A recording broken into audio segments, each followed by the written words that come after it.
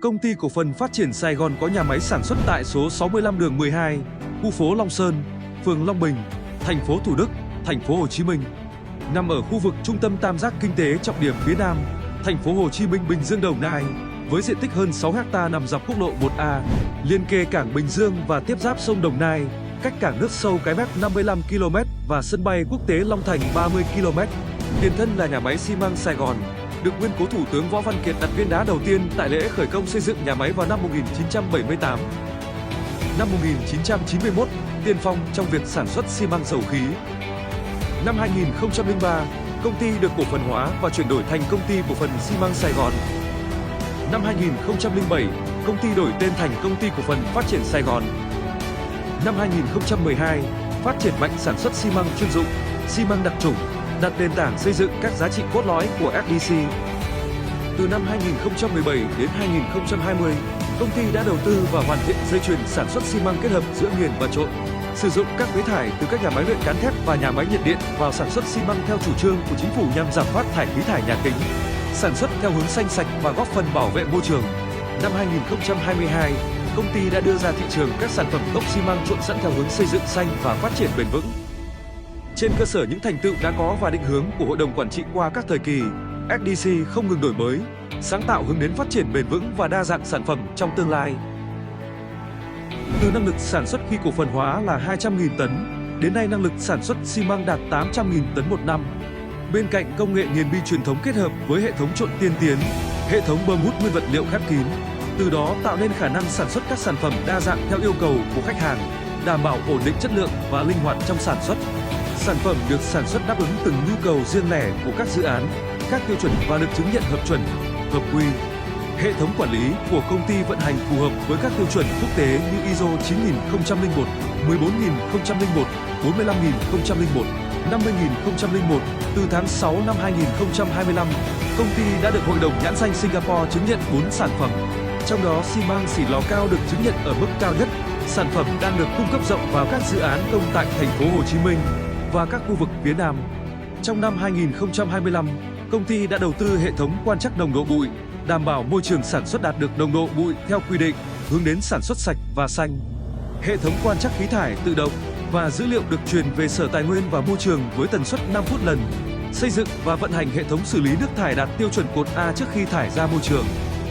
Song song với điều kiện về môi trường sản xuất, an toàn lao động cũng được công ty chú trọng, yếu tố then chốt đảm bảo hoạt động sản xuất lâu dài.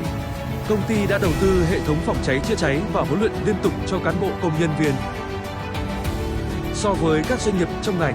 FDC có quy mô nhỏ bé kể cả về vốn lẫn công suất. Nhận thức được yếu tố nghiên cứu và phát triển đóng vai trò quan trọng cho sự phát triển bền vững, nâng cao sức cạnh tranh của doanh nghiệp, FDC đã không ngừng đầu tư,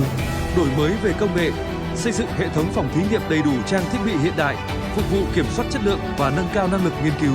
tạo ra các sản phẩm có giá trị cạnh tranh, các sản phẩm mới đáp ứng nhu cầu thị trường, đáp ứng linh hoạt theo nhu cầu từng khách hàng. Từng dự án là điểm mạnh tạo nên thương hiệu FDC hiện nay.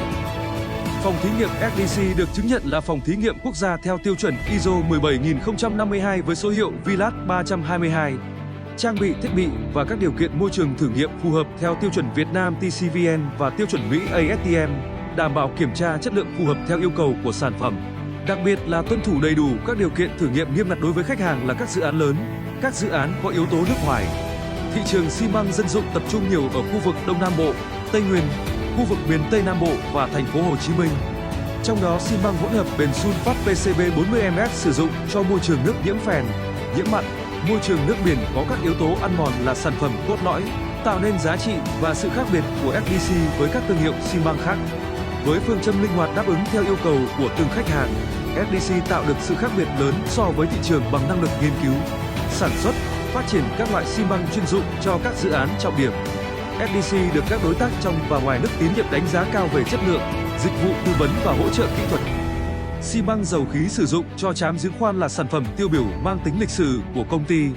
FDC là đơn vị hợp tác duy nhất với liên doanh Vietsopetrol sản xuất các loại xi măng trám giếng khoan theo tiêu chuẩn của Nga, phục vụ trong mọi điều kiện của các vùng mỏ khai thác dầu khí tại Việt Nam cũng như tham gia vào xây dựng nhà giàn DK1. Dự án kênh Nhiêu Lộc Thị Nghè, kênh Tân Hóa Lò Gốm là những dự án cải tạo môi trường nước trọng điểm góp phần làm thay đổi diện mạo của thành phố Hồ Chí Minh. SDC vinh dự là đơn vị đồng hành cùng các thương hiệu xi măng lâu đời tại miền Nam, cung cấp xi măng Portland bền sunfat sản xuất theo tiêu chuẩn ASTM cho các dự án trọng điểm này. Tòa nhà Landmark 81 tầng cao nhất Việt Nam hiện nay, một biểu tượng của thành phố Hồ Chí Minh. SDC tự hào cung cấp loại xi măng đặc biệt, xi măng ít tỏa nhiệt SCMF theo tiêu chuẩn ASTM để thi công bê tông khối lớn cho phần móng của tòa tháp. Bê tông có tính công tác tốt cho quá trình thi công ở các tầng cao, đảm bảo có độ bền lâu dài theo thời gian. Công trình cầu Ba Son nối quận 1 với thành phố Thủ Đức, dự án tòa nhà Grand Manhattan là dự án điển hình sử dụng xi măng ít tỏa nhiệt theo tiêu chuẩn PCVN cho các hạng mục chính, đảm bảo tuân thủ các điều kiện vật liệu nghiêm ngặt của dự án. Quá trình phát triển hạ tầng đô thị và xây dựng các khu đô thị mới, trong thiết kế thi công có phần gia cố nền đất yếu bằng cọc xi măng đất và lớp CTB cho nền đường trước khi thi công bê tông nhựa. SDC đã nghiên cứu hoàn thiện từng bước về chất lượng, thay đổi công nghệ sản xuất đáp ứng sản phẩm tốt nhất phục vụ cho các dự án. Đến nay đã trở thành sản phẩm chủ lực của SDC. Hiện tại và tương lai rất nhiều dự án đầu tư công tại khu vực phía Nam đang là khách hàng của SDC.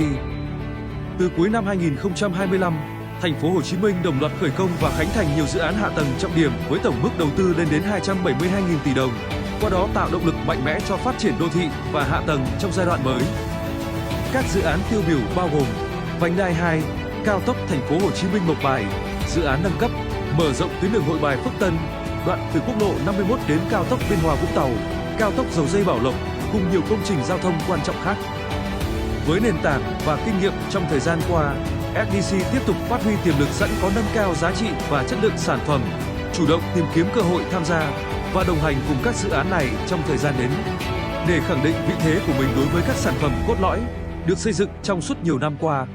hiện nay yêu cầu bảo vệ môi trường trong xây dựng gắn với các công trình xanh được đặt ra theo xu thế chung của thế giới, nhất là tại khu đô thị lớn như thành phố Hồ Chí Minh. Nhiều công trình công nghiệp có nhu cầu chứng nhận công trình xanh đòi hỏi vật liệu xây dựng phải đạt tiêu chuẩn xanh sạch. SDC đã nghiên cứu và phát triển các dòng sản phẩm gốc xi măng đáp ứng nhu cầu xây dựng công trình xanh, giảm phát thải ra môi trường, mang lại lợi ích cho khách hàng về chọn đúng chất lượng loại vật liệu phù hợp yêu cầu của công trình, với nhiều kích cỡ đóng gói khác nhau và dễ dàng sử dụng. Sản phẩm phục vụ công tác xây thô như các loại vữa khô, bê tông khô, sản phẩm hoàn thiện trang trí như các loại keo dán gạch, keo trà giòn, bột chét, được sản xuất trên hệ thống dây chuyền tự động, đảm bảo chất lượng đồng nhất và độ chính xác cao trong công tác đóng gói, đảm bảo yêu cầu khắt khe của khách hàng khi sử dụng. SDC đã bắt đầu đẩy mạnh cung cấp các sản phẩm sau xi măng vào các dự án và đang từng bước xây dựng và phát triển mạng lưới phân phối. Nhà máy Lego tại Việt Nam, đặt tại khu công nghiệp Việt Nam Singapore 3 tại Bình Dương, là dự án đầu tư lớn nhất của tập đoàn Lego trên toàn cầu, với tổng vốn đầu tư hơn 1,3 tỷ USD. Nhà máy được thiết kế theo hướng bền vững và thân thiện với môi trường. Đây là nhà máy trung hòa carbon đầu tiên của Lego, giảm thiểu tác động môi trường. Chính vì vậy, nguồn vật liệu sử dụng trong quá trình thi công nhà máy cũng được lựa chọn hết sức nghiêm ngặt theo các định hướng trên. SDC đã cung cấp 50% sản lượng vữa xây tô các loại vào công trình này.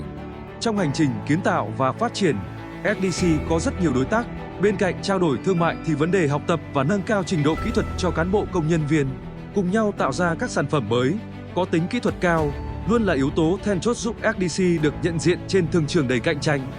Forgeva Shotgrid là sản phẩm của sự hợp tác nghiên cứu giữa SDC và tập đoàn Freysinet, áp dụng công nghệ phun tiên tiến và được tối ưu hóa, chất lượng đồng nhất, đóng gói tiện lợi và sử dụng linh hoạt, không bị hạn chế mặt bằng khi thi công.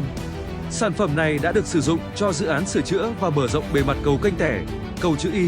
cầu Bình Triệu 1. Trọng điểm trong năm 2024, SDC đã cung cấp 2.150 tấn Forgeva 50 cho dự án sửa chữa nhà máy thủy điện Nam Thun 2 của Lào. Ngoài ra, sản phẩm này cũng đã được xuất khẩu sang thị trường Philippines, Hồng Kông. Xu hướng này ngày càng trở nên phổ biến nhờ tính tiện dụng, khả năng kiểm soát chất lượng ổn định và rút ngắn thời gian thi công, đặc biệt phù hợp với các công trình sửa chữa, cải tạo cũng như xây dựng cầu đường. Trong năm 2025, SDC cùng các đối tác tiếp tục đưa các sản phẩm này vào thực tế thi công, qua đó tạo nền tảng cho việc mở rộng và phát triển trong giai đoạn tiếp theo. Cụ thể, cung cấp vữa dùng cho sản xuất tấm kê thép gia cố, phục vụ dự án Nâng Tĩnh không cầu Bình Triệu, cung cấp vữa khe co giãn cho các dự án cao tốc Long Thành và cầu Bình Khánh, cung cấp vữa phun phục vụ công tác sửa chữa cầu Vĩnh Tuy, Hà Nội. Tiếp tục trên chặng đường phát triển không ngừng, SDC hướng tới mở rộng quan hệ hợp tác quốc tế, đưa các sản phẩm mang thương hiệu SDC ra thị trường thế giới và không ngừng phát triển thêm nhiều dòng sản phẩm gốc xi măng mới, đa dạng các loại vật liệu xây dựng chất lượng cao, đáp ứng toàn bộ nhu cầu xây dựng của một ngôi nhà, xuyên suốt từ xây thô đến hoàn thiện công trình. Phát triển các loại vật liệu không nung, vật liệu xanh, các loại gạch bê tông tự lèn cường độ cao sử dụng cho các công trình chịu tải trọng cao như cảng biển, sân bay, theo mô hình cảng xanh, thông minh, hiện đại. Song song với hoạt động sản xuất kinh doanh cốt lõi, nhằm khai thác hiệu quả mặt bằng sản xuất, từ năm 2025, công ty đã triển khai định hướng phát triển mảng logistics. Giai đoạn khởi đầu tập trung vào khai thác bãi lưu chứa container, từng bước mở rộng sang các dịch vụ logistics và phát triển dịch vụ khai thác cảng trong tương lai, phù hợp với chiến lược phát triển dài hạn của công ty. Cùng với đó, công ty đẩy mạnh ứng dụng chuyển đổi số trong công tác quản lý và vận hành. Trọng tâm là triển khai hệ thống ERP nhằm chuẩn hóa quy trình, đồng bộ dữ liệu và nâng cao năng lực kiểm soát trên toàn chuỗi hoạt động từ sản xuất, logistics tài chính, bán hàng.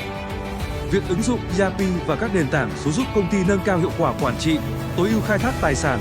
minh bạch dữ liệu, giảm chi phí vận hành, đồng thời tạo nền tảng công nghệ vững chắc cho việc mở rộng quy mô và phát triển các dịch vụ logistics càng trong giai đoạn tiếp theo.